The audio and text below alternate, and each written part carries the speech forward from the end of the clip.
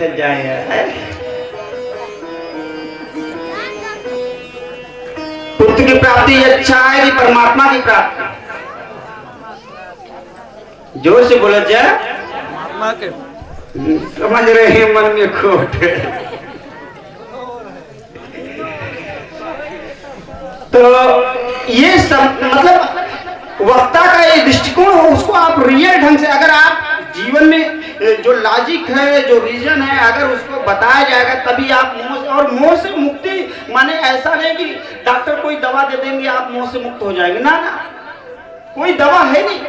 शांति के लिए कुछ करने की जरूरत नहीं, केवल आप चुप हो जाइए, शांति मिलना शुरू हो गई। ब्रह्मचर्य के लिए कुछ करने की जरूरत है नहीं, केवल आप अपनी मनोवृत्तियों को जो है संयमित कर लीजिए, ब्रह्मचर्य फॉलो हो गया, लागू हो गया। कुछ करने की जरूरत नहीं, मनोवृत्तियों को संयमित कर लो, ब्रह्मचर्य शुरू हो गया। लेकिन आप अपने मनोवृत्तियों को दिन रात कुरेदते हैं, चिंतन से कुरेदते हैं और संसाधनों से कुरेदते हैं। इसलिए आपका चित्त जो है इस sंसार में लगा रहता है, परिवार में लगा रहता है। एक पत्नी मर जाती है, कहीं दूसरा ब्याह करो। अब ये स्थिति है। अरे बल्कि अच्छा हुआ, मैं तो कहता हूं अच्छा हुआ, कम से कम अपने चित्त के कुछ करना नहीं। जैसे सोने के लिए कुछ करना पड़ता है, केवल आप गए बिस्तर पे ऐसे आंख बंद करें, नींद आ गई, वैसे ब्रह्मचर्य के लिए कुछ नहीं करना पड़ता है। केवल आप ये मन की नकारात्मक वृत्तियों को जो है एकदम संयमित कर लीजिए, ब्रह्मचर्य फॉलो होना शुरू हो गया। लेकिन बस इतने हैं कि आप करना नहीं चाहते हैं, इसलिए संसार में फंसे हुए हैं। इसीलिए घर में तो पड़े हो रहे, दूसरे के यहाँ जाएंगे नौकरी करेंगे, तो कोई फलाने सेठ होगा, फलाने ये होगा, फलाने वो हो गया, वो नौकरी देगा, वो पैसा देगा, स्त्री लाख देंगे, जीवन इसी में घिसता पीटता चला जाता है। और वहां से आएंगे मजदूर बन के, पत्नी कहेगी ये देश बनाए का है, कहीं देखे लागे, कहीं तनी खाए पी गए होता तो कहीं कुछ पैसों तो तू ले लेता, उसका खाए पी। ये रोज फोन पे फोन लगाए, रात रहू, आज ये पैसा दो, तो का खाई पी। तो कहने का अर्थ है जीवन मतलब ये बहुत कठिन चीज नहीं है, बहुत कठिन आपने मोह से मुक्त होना कठिन है, बहुत आसान, बहुत सरल है। और आप मोह से मुक्त हो जाइए। नहीं तो जैसे महाराजा अज के पास सब कुछ होते हुए भी उन्होंने क्या काम किया कि मोह से मुक्त ना होकर के वो हमेशा मोह से युक्त ही रहे। ऐसे ही आप लोग जब मोह से युक्त आपका चित्त रहेगा ना, तो मरने के बाद भी चित्त स्त्री को ही खोजेगा और स्त्री का चित्त पुरुष को ही खोजेगा। इसीलिए कहते हैं हम स्त्री पुरुष का रिश्ता 7 जन्मों का है। 7 जन्मों का अर्थ ये नहीं, 7 जन्मों का अर्थ जब आपके चित्त में अभी मोह गया नहीं तो फिर आप वहीं आएंगे। पुनी पुनी जननी जठरे शयनम, फिर से आएंगे वहीं पर। तो इसलिए चित्त से दूर कर दीजिए, चुंबक को लोहे से दूर कर दीजिए, बस इतना करना।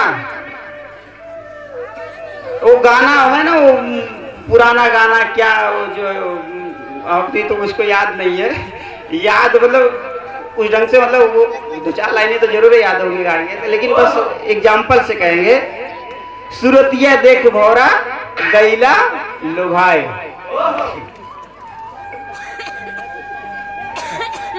यही मूल कारण है, यही मूल कारण है। और बस इसी को बस अपने आप को बस सीमित कर लीजिए, सारे का सारा मतलब खेल खत्म, आप भी खुश और आप हमेशा आनंद में रहेंगे। और नहीं तो पता चलेगा पत्नी की प्रसन्नता में प्रसन्न है, पत्नी के दुख में दुखी हैं, आपका कोई अस्तित्व नहीं है। यही जीवन है, ये गलत है सज्जन। ये बातें मैं ये जनरल चीजें हैं, कोई ऐसा नहीं कि कोई कठिन दवाई आपको दे रहे हैं, कोई कठिन चीज बता रहे हैं। अगर ये चीज आप फॉलो कर लें, मोह से तुरंत मुक्त हो जाएंगे, अभी मुक्त हो जाएंगे, इसी समय मुक्त हो जाए। लेकिन फॉलो तो कर लीजिए, अपने स्वाधीन शुद्ध हो जाएगा और बड़ी उपयुक्त हो जाएगा। शास्त्र में यहां तक लिखा गया मनुस्मृति में कि अगर एक पुत्र हो जाए तो समझना चाहिए कि अब हमको भगवान के लिए जीवन जीना चाहिए, ऐसी भावना मन में करना चाहिए। एक ही पुत्र के बाद अपनी ऊर्जा को ऊंचाई दो, ये भावना आपकी होनी चाहिए। लेकिन आज हमारे समाज में छोटे छोटे बच्चे सिगरेट पी रहे हैं, बीड़ी पी रहे हैं, अश्लीलता की तरफ जा रहे हैं। उनका जीवन जो है पूरी तरीके से विकृत हो चुका है। माता पिता उनको खुद सही निर्देश नहीं दे पा रहे हैं, बल्कि उल्टा उनको जो है प्रमोट कर दे रहे हैं, उल्टी दिशा में ले जा रहे हैं। उनको अगर कहा जाए सत्संग सुनने के लिए, सत्संग में नहीं जाएंगे और कुसंग में जाएंगे, इसीलिए संसार में समस्या है। उनको कहा जाएगा ब्रह्मचारी रहो, ब्रह्मचर्य का पालन करो। हमारे यहाँ शास्त्र में बताया गया है कि युवक को 25 सालों तक ब्रह्मचारी रहना चाहिए, युवक हो युवती हो। इसके बाद गृहस्थ धर्म में प्रवेश करना चाहिए, फिर वानप्रस्थ, फिर संन्यास, 4 आश्रम बताए गए। लेकिन आज युवक हो युवतियां हो तो 25 सालों तक युवक युवतियों को ब्रह्मचर्य जीवन का अनुपालन करना चाहिए। हमारे यहाँ दुर्गा सरस्वती में श्लोक आता है, प्रथम शैलपुत्री द्वितीयम ब्रह्मचारी। पहली माता जी का क्या नाम है? शैलपुत्री माने पार्वती जी, द्वितीय माता जी ब्रह्मचारी। जो माँ ब्रह्मचारी माँ, तो कहने का मतलब यह है केवल हम माता रानी की उपासना करते हैं तो हमारे जीवन में उनकी कुछ ही क्वालिटी आ जाए। हनुमान जी की उपासना करने का अर्थ है कि हनुमान जी की थोड़ी सी भी क्वालिटी अगर हमारे अंदर आ जाए तो हमारा समाज सुधर जाए, हमारा देश सुधर जाए। और ये समाज में कुकृत्य देखने को आते हैं जिनसे आपका ब्रेन जो है समझिए सुनते ही डैमेज हो जाता है, ये सब देखने में नहीं आएंगे। लेकिन हम ऐसा बने सज्जन, हम अपने जीवन में ऐसा फॉलो करें, बच्चों को ये चीज सिखाएं, बताएं। और जो है युवाओं को ये चाहिए कि जीवन को ब्रह्मचर्य से युक्त करें। किसी के रूप, किसी के रंग में मोहित होने से कोई आवश्यकता नहीं है। जानते हैं जैसे कहा गया है कि अरे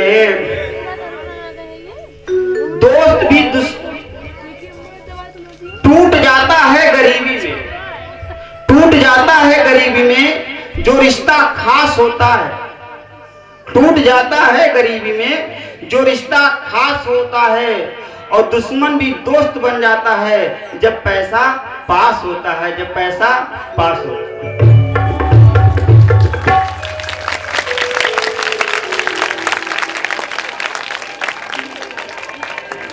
तो जैसे पैसे को आप लोग सुरक्षित रखना चाहते हैं, उसी तरीके से अपनी ऊर्जा को भी सुरक्षित रखिए। पैसे से ज्यादा महत्वपूर्ण है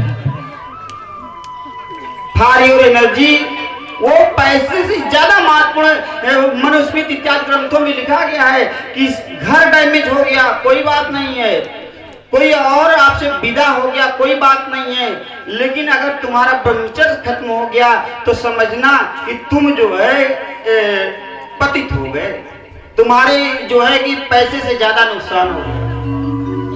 अरस्तु से किसी ने पूछा ये बताओ कि जीवन को जीना कैसे चाहिए, तो कहा जीवन को ऐसे जीना चाहिए कि कभी किसी के चित्त में मन ना फंसे और अपनी ऊर्जा को परमात्मा की तरफ लगाए, तो समझो कि वही सच्चा जीवन जी रहा है। तो कहा गया है जिन लोगों का जीवन बीत गया उनकी बात कोई बात नहीं है, लेकिन जो लोग अभी इसके लिए पात्र हैं, जो इसके लिए पात्र हैं उनके लिए बात बता रहे हैं। जो ये पात्र हैं उनके लिए ये बात हम बता रहे हैं। इसे जीवन को अपने पूरी तरीके से संयमित रखिए, नियमित रखिए, कंट्रोल में रखिए। यही आपके जीवन का उद्देश्य होना चाहिए, यही हमारे जीवन का मूल है। बोले श्री वृंदावन बिहारी लाल की जय।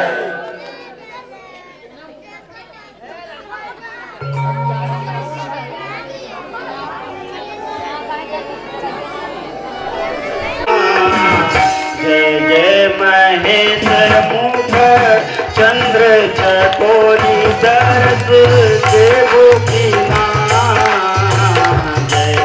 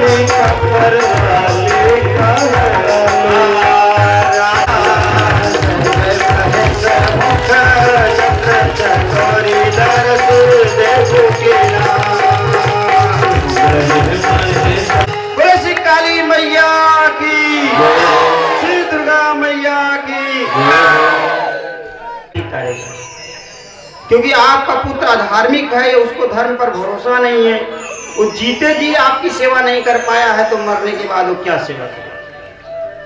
क्योंकि आपकी भी गलती है कि आपने उसको धर्म की शिक्षा नहीं दिया। मैंने पहले दिन इस बारे में आपकी पूर्ति करते रहते, मतलब होता है ना, लोग कहते भैया शादी करना और हाथी पालना एक जैसा।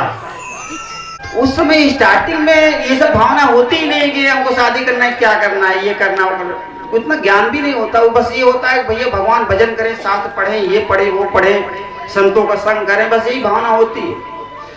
लेकिन और चीजें धीरे धीरे जब उनकी बातें मतलब अच्छा मतलब जब ऐसे ऐसे हो गए, तो अब लगता है कि बहुत अच्छी बात करते थे कि शादी नहीं करना, नहीं किए, अच्छा है, स्वतंत्र। इतनी फ्रेश वेशभूषा बना के जाएंगी तो डॉक्टर कहेगा भैया इतनी फ्रेश वेशभूषा तो इतना पिरात डॉक्टर साहब ना उठा ही ना पाए। और डॉक्टर अगर हमारे जैसा हो, ये बतावा उठाए ना पाओ तो कैसे पैसे पकड़ के आओ।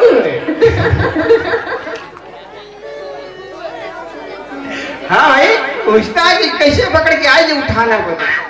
माने जितना दर्द नहीं, जितनी पीड़ा नहीं, उससे ज्यादा इमोशनल स्थिति, उससे ज्यादा। एक बाद से खाइन पीन नाश्ता कुछ पूरी उड़ी कौदा घरे में बना, पूरी बनाई, सोहारी ठकुआ गुलगुला कुल बनाए ली, और कौठ नई नई साड़ियों पहन ली। लेकिन जब भैया आ जाइए, अरे मोरे वीरना, अरे राम शुरू आस भावे शुरू कर दिया। भैया अब लौटकर जाए को मर्जी को रही है, बहुत जल्दी चले किए देखे भैया हमारे तरह को अकेले ही ना काम कर दो। कहीं अकेले हमारा ना काम कर दो, जानते हैं, इसलिए वो भैया सुनाती है ना कि कम से कम भैया भी कम से कम इसी बहाने कुछ सहयोग करे, जहां 500 दे वो में 2000 दे जाए।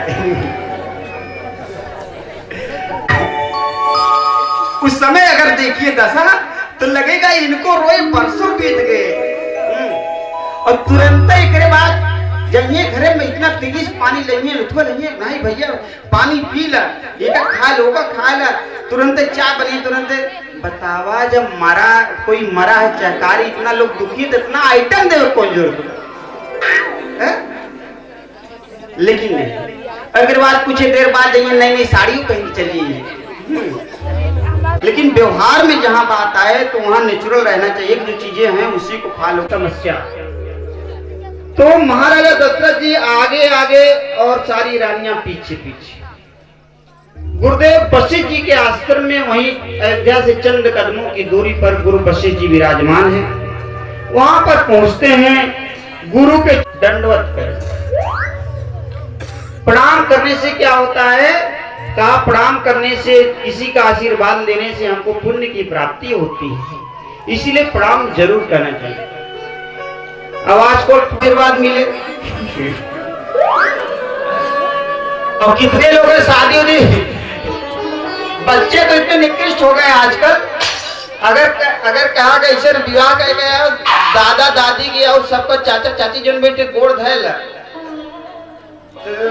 सफारी हो जो सूट पहने दो का इसी से करिए, इनका पैर छुई अब चलिए इतना काम करिए, रचको न झुकिए, वो कमर छू लेंगे। 1% एक बने 1 डिग्री भी नहीं झुकेंगे, वही कमर ऐसे तो कहिए राजू ये गोड़ धराई है क्यों ना छू लेंगे। लेकिन अगर पैर छूने की बात आए नहीं छू, इतनी उनकी कमर टेढ़ी नहीं हो पाई है। जबकि ये ऐसा नहीं चाहिए, पुत्र को चाहिए किसी को प्रणाम करना हो। अगर आप लोग हमको कहें तो हम मन से उतर के सबको प्रणाम कर सकते हैं। सभी हमारे हमसे आयु में बड़े हैं, सभी हमको आशीर्वाद दें, जिससे कि कम से कम भगवान के धाम में हमको सुख की प्राप्ति हो। क्योंकि ये पंच परमेश्वर जो होता है, पंच माने ये पंच भी परमेश्वर है। पर जैसे एक लोटा जल डाला जाता है जब एक जगह, तो भर करके बहुत ज्यादा हो जाता है। तो इतने लोग अगर हमको आशीर्वाद देंगे तो समझिए हमको पुण्य का पुंज मिल जाएगा। समझो कि उसका पुण्य का पुंज इकट्ठा हो रहा है। लेकिन इतना घमंड हमारे आपके अंदर विराजमान है कि जो उनका पहले मैंने पहले दिन एक बात बताई कि महाराज जी गए कथा कह रहे थे, तो कथा कह रहे थे तो उन्होंने जो है कहा कि हाथ उठवाया, कहा ऐसे बताइए के बैकुंठ जाए चाहत पर। तो ऐसी ऐसी पतोहू लोग हैं कि अपना बैठी रहेंगी सोफा सेट पे और सास बेचारी जमीन पे बैठी रहेंगी। उनसे कहेंगे बेटी पानी दे, तो कहीं हटा भाई मोबाइल पे जो हम लोग चैटिंग करते उनके गलम फैट बन याद हो तो और चैट से फुर्सत अवतार ले। उन्होंने क्या कहा कि धरहूं धीर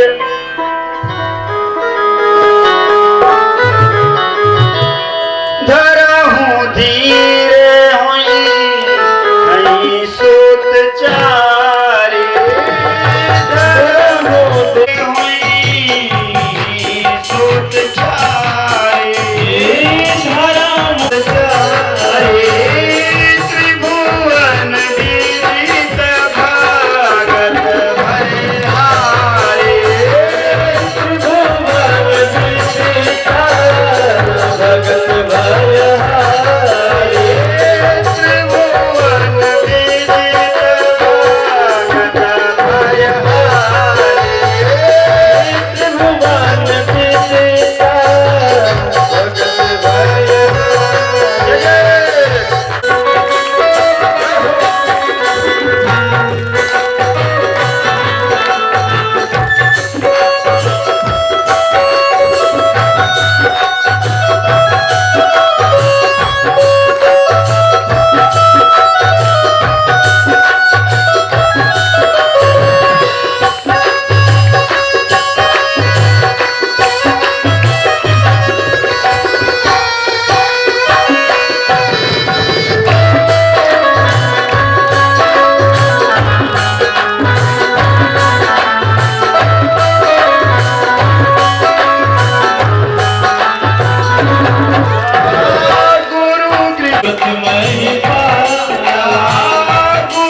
भयहारे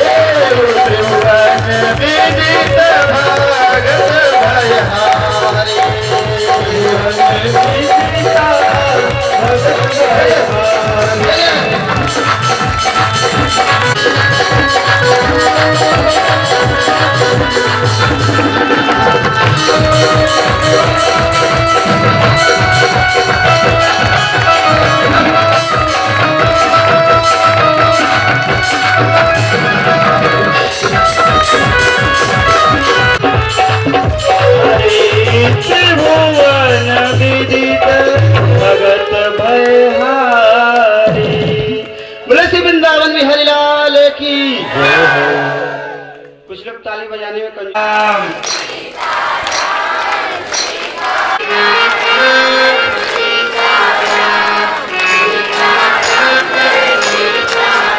जय सीताराम सीताराम सीताराम जय सीताराम सीताराम सीताराम जय सीताराम।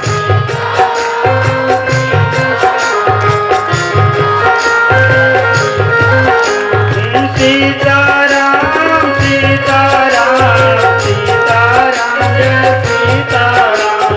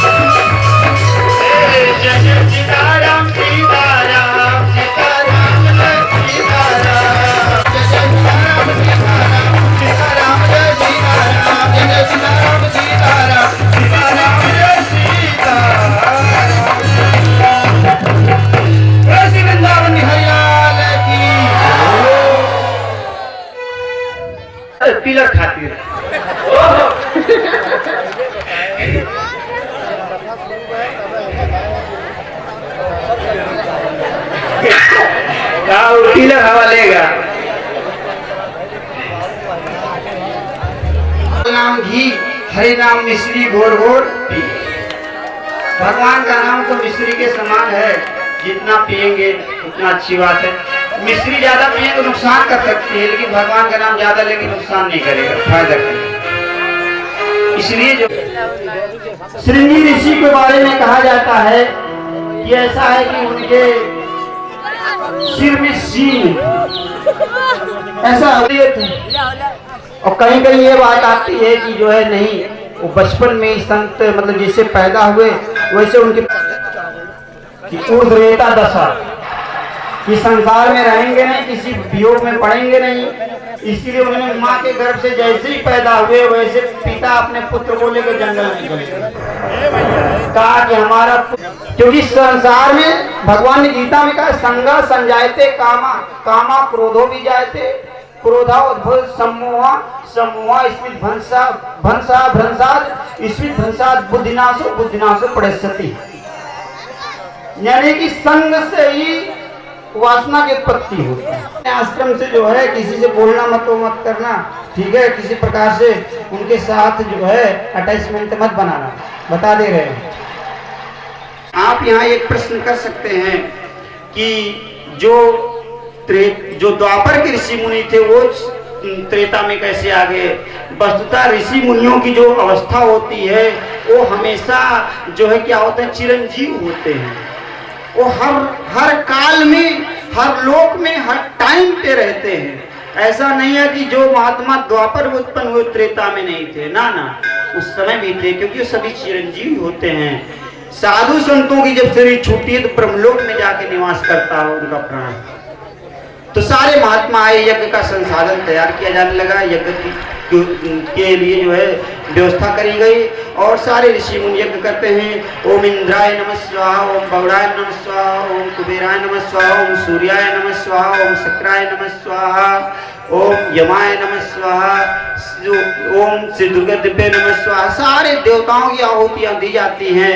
उसी समय यज्ञ मंडप से साक्षात अग्निदेव जो है, कहीं कहीं फल आता है, कहीं कहीं खीर का उपाख्यान आता है, मान के चलते हैं, फल लेके प्रकट होते हैं और महाराजा दशरथ के हाथ में थमाते हैं कि राजन ऐसा करिएगा कि आप ये फल ले जाकर अपनी पत्नियों को वितरण कर दीजिएगा और इसके पश्चात वो गर्भवती हो जाएंगी। महाराजा दशरथ ने देखा कि यज्ञ करने का फल तत्काल मिल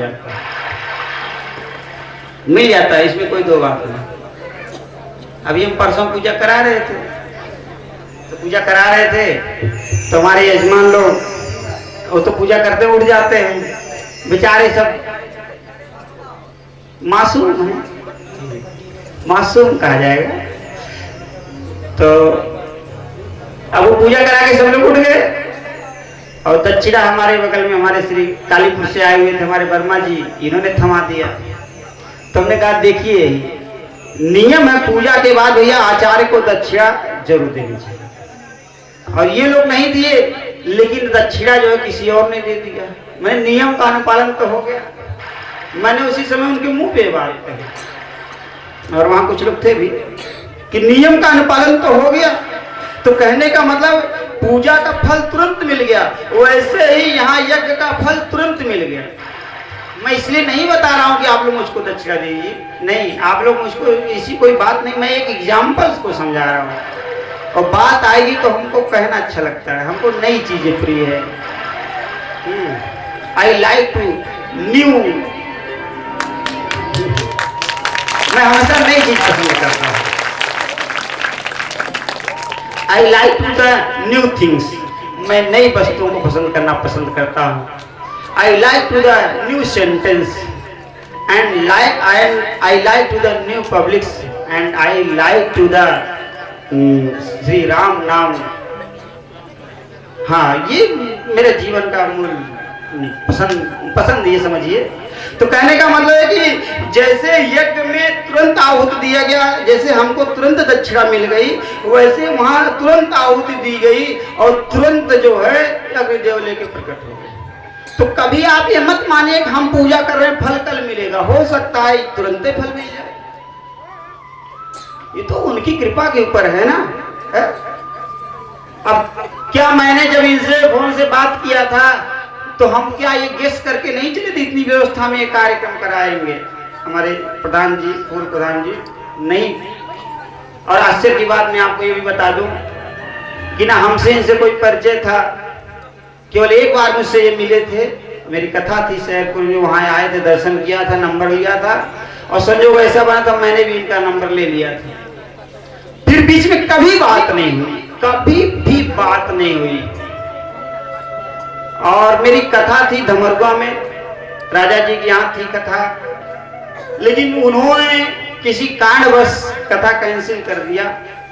मुझको बड़ा क्षोभ हुआ। क्षोभ इसलिए हुआ क्योंकि हम कोई अहरे गहरी, मेरा जीवन सिंपल हो सकता है लेकिन मेरी वाणी सिंपल, मैं अपनी वाणी को सिंपल नहीं रखना चाहता। मैंने वचन दे दिया था कि मेरी कथा है और इसलिए मैंने कहा कि ये तो बड़ा असत्य हो जाएगा कि कथा कैंसिल हो गई। और मैंने कुछ लोगों को कह दिया था कि मेरी फला तारीख से कथा है। और फिर मैंने, मेरे तमाम ऑप्शन थे, तमाम विकल्प थे मेरे पास, मैंने चीजों को गौर किया, चीजों को फॉलो किया, लेकिन कोई मतलब अब कैंसिल लगभग मेरी इनसे बात हुई, आज 12 तारीख है ना, कम से कम 6, 7, 8 तारीख को बात हुई थी जहां तक मेरा गेस है। 6, 7 तारीख की बात, माने 1 हफ्ते के अंदर इतना बड़ा आयोजन करवा देना, ये समझिए किसी जन्म का फल ही, चाहे हमको मिल गया चाहे इनको मिल गया। लेकिन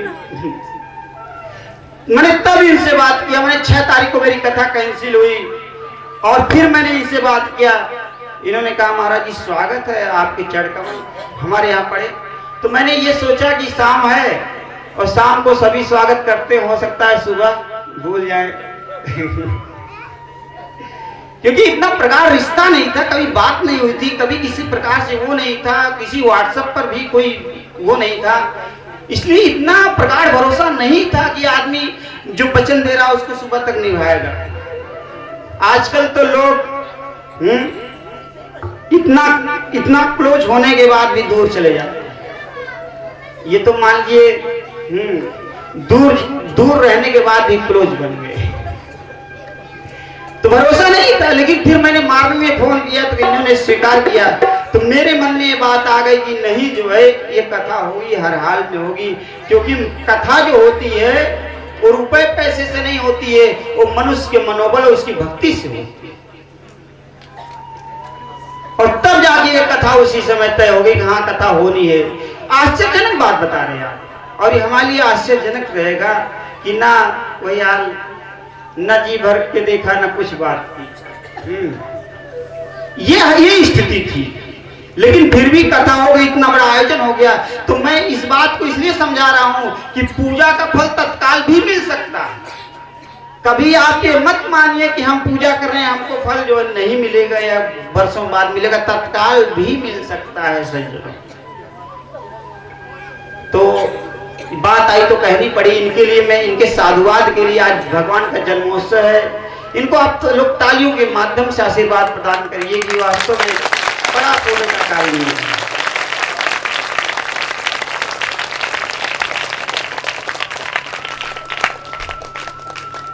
तो ठाकुर जी की प्रेरणा से माने, और यहाँ आने के बाद ये चीज मैं आपको और बताऊंगी, परम प्रसन्न हमारे कलाकार भी हैं। और कहा गया कि भैया गार्जियन खुश हुए ना खुश, लेकिन बच्चे जहाँ खुश होते हैं वहाँ गार्जियन अपने आप खुश होते हैं। तो सब लोग खुश हैं, आप लोग भी खुश हैं, अच्छी बात लग रही है, माहौल खुशनुमा है, बड़ी अच्छी बात है। तो इनको मंच के माध्यम से आज भगवान के जन्मोत्सव के दिन बार बार आशीर्वाद है कि भगवान आप पर इस तरीके से भक्ति महारानी को बनाए रखें जिससे आप सब इन सेवा कर सके। और ना केवल ये बात हुई, बल्कि मैंने जितनी बातें कही उसको इन्होंने फॉलो किया। कभी ये नहीं, जैसे धमरुआ के राजा ने कथा कैंसिल कर दिया, उनके पास समस्त संसाधन थे, लेकिन आप देख रहे हैं इनकी स्थिति, कंडीशन को देख रहे हैं। और इसके बावजूद भी कम से कम यहाँ रथ यात्रा निकाली गई, कम से कम 1000 लोगों की भीड़ थी। और इस पूरे क्षेत्र में जो है ये अपने आप में हिस्टोरिकल पल था, for the historical movements for the R area. ये गौरवानी क्षण था पूरे क्षेत्र के लिए। जिस समय कलश यात्रा निकली हजारों की भीड़ में, जैसे लग रहा था कि अयोध्या में जो है कि मंदिर निर्माण के लिए लोग जा रहे हैं। बोले श्री राम लला सरकार। तो निश्चित रूप से ये बड़ा मनोरम दृश्य और मनोरम स्थिति रही। तो यहाँ मतलब मैं ये इस बात को समझा रहा हूँ कि भगवान पर भरोसा रखिए, उनकी पूजा तुरंत भी फल मिल सकता है। ठाकुर जी ने यहाँ जब दशरथ जी को दिया प्रसाद, दशरथ जी ले जा करके कौशल्या जी को आधा दिए, सुमित्रा जी को और कैकेयी जी को दिया। और उसी समय जो है कहा जाता है कि सुमित्रा जी का फल कुछ ले करके चीन इत्यादि हो जाती है और मतलब वो दुखी हो जाती हैं। तो कैकेयी जी ने और कौशल्या जी ने अपने में से आधा आधा करके सुमित्रा जी को दिया। इसलिए सुमित्रा जी को 2 लल्ला की प्राप्ति हुई। तो कहने का अर्थ है कि भगवान का यज्ञ कैसे हुआ, इसके विषय में मैंने आपको दर्शाया। आइए अब एक भजन के माध्यम से हमारे सह कलाकारों की बड़ी उत्सुकता है, बड़ा इनके अंदर एक एक्सप्रेशन लग रहा है कि जल्दी से भजन सुनाए। तो आप सब सुनिए और हम कुछ देर के लिए विश्राम ले रहे हैं।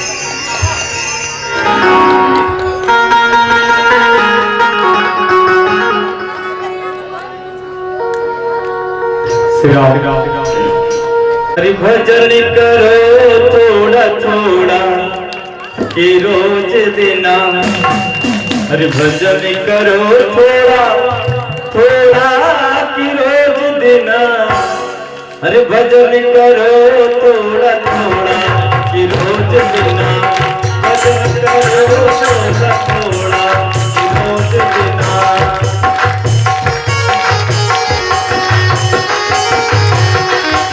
करो थोड़ा थोड़ा रोज बिना। भजन करो थोड़ा थोड़ा रोज बिना। भजन करो थोड़ा थोड़ा रोज बिना। भजन करो थोड़ा थोड़ा रोज बिना।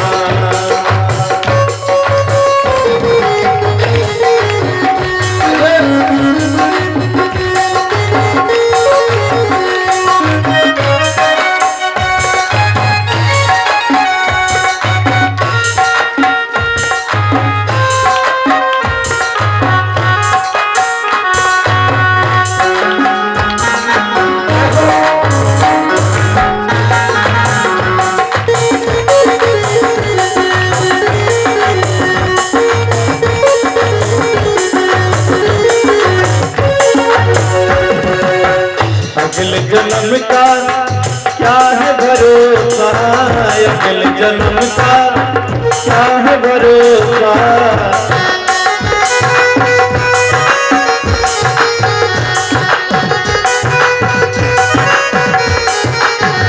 अगले जन्म का क्या है भरोसा।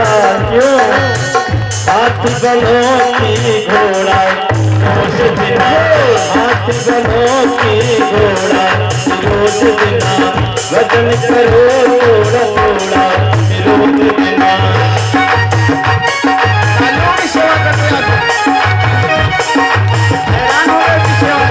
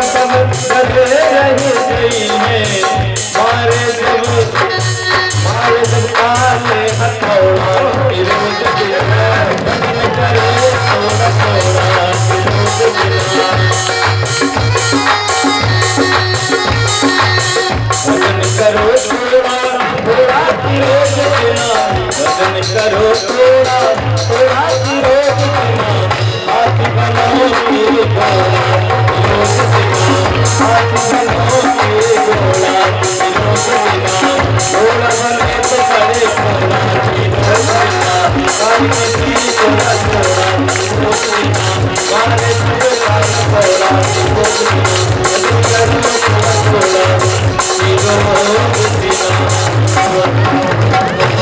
तुलसी वृंदावन बिहारी लाल वापस नहीं आता है, वो धाम मेरा है। जीव हर धाम में जा सकता है, ब्रह्मलोक में जाएगा फिर से वापस आ सकता है, स्वर्गलोक में जाएगा फिर से वापस आ सकता है, शिवलोक में जाएगा फिर से वापस आ जाएगा।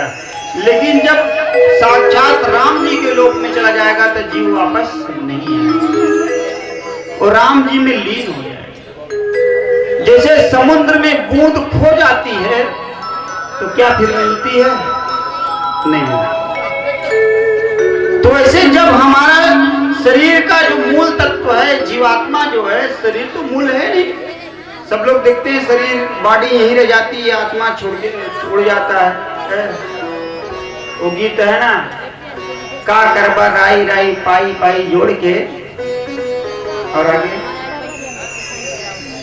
तो लोगों ने स्वर्ग आया हुआ है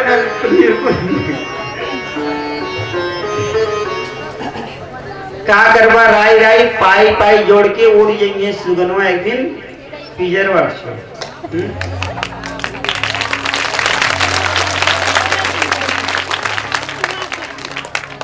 तो एक दिन शरीर को छोड़ करके ये जीवात्मा जब निकल जाएगी तो अगर इसने भक्ति किया है, राम जी का नाम लिया है, तो राम जी के लोक में जाएगी। अगर राम जी का नाम नहीं लिया है इसने तो भैया राम जी के लोक में नहीं जाएगी। किस लिए नहीं जाएगी? संसार में हम भी उसी के यहाँ जाना पसंद करेंगे जिससे कि हमारा प्रेम होगा। ऐसा नहीं किसी अजनबी के यहाँ चले जाएं, ऐसा तो कोई करता ही नहीं। अजनबी के यहाँ जाने के लिए भी प्रेम बनाना पड़ता है। तो कहने का मतलब जब भगवान के धाम में जीवात्मा चला जाएगा तब सारे रिश्ते नाते जीव